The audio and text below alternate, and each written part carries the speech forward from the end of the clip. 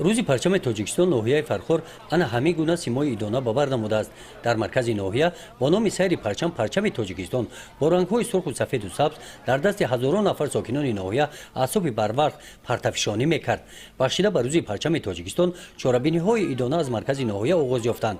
بخشیده به این روز با اقدام بخش کار با جوانان و ورزش ناحیه چاره‌بینی‌های گوناگون ورزشی با اشتراک نورسان و جوانان شده گذشتند.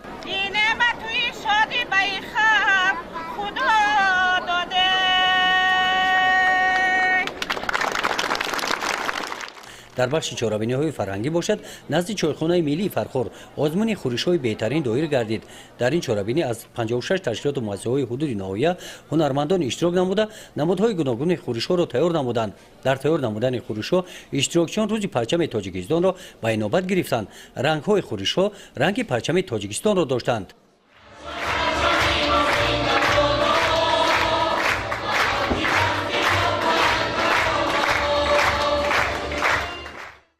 قسمت رسمی چاره‌بینی مجلس تنطلوی در تالار مجلسگاه مقامات اجرایی حکومت دولتی ناحیه دایر گردید.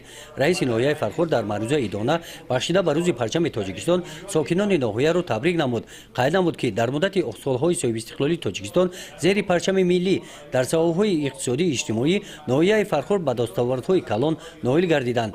در این چاره‌بینی نتیجه‌های چاره‌بینی‌های ورزشی و فرهنگی بخشیده به روز پرچم تاجیکستان جنببست گردیدند. در مسابقه ورزشی فوتبال بین تشکیلات مؤسسه‌های ناحیه جام رئیس ناحیه نصیب تشکیلات امانتبان گردید.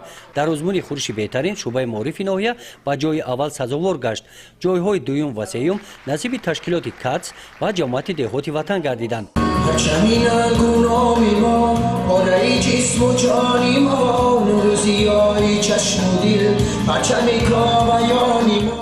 روز پرچم تاجیکستان با نمایش کنسرتی در ناحیه فرخور جنببست کرده شد.